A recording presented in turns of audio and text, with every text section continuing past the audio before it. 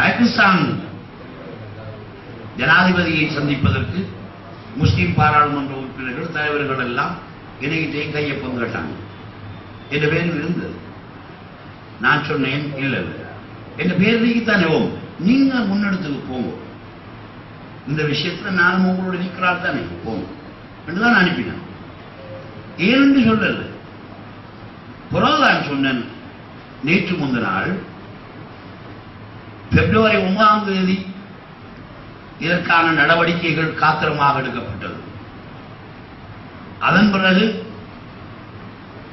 அதிலிருந்து இலங்கையில் உள்ள முக்கியமான ஹாம்துமார் அல்லது இதனை விளங்கப்படுத்த வேண்டிய அணியினர்கள் என்று எல்லோரும் மஹிந்த ராஜபக்ச அவர்களுடைய தலைமையிலே பார்ட்டி லீடர்ஸ் சில பேரும் அதனை செய்தார்கள்.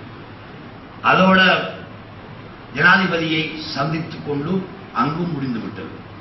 ஆகவே பேப்பர் ஒர்க் மட்டும் இருக்கக்கூட நான் அப்படி பாகிஸ்தான் ஜனாதிபதியை சந்திச்சு கம்பெனிகளுக்கு 10 வைக்காம காப்பாற்றித்தானது அவங்க தான் கொள்ளும்.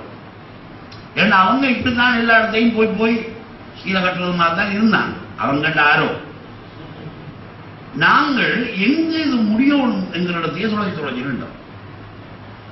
ஆகவே முடிகிற தருவாயில் இருக்கின்ற பொழுது அதனை தெரிந்து கொண்டு நானே அதனை மிக முக்கியமான இடத்திற்கு கொண்டு போய் இருக்கிற நிலையில நான் போகிறார். ஆனால் அவர்களை சந்திக்க வேண்டும் எதற்காக என்றால், மொத்தமான நமது தெற்காசியாவில் இருக்கிற இந்த அமைதியின்மையை நாங்கள் களைவதற்காக எல்லா நாட்டு தலைவர்களையும் நாங்கள் ஒன்று கூட்ட வேண்டும்.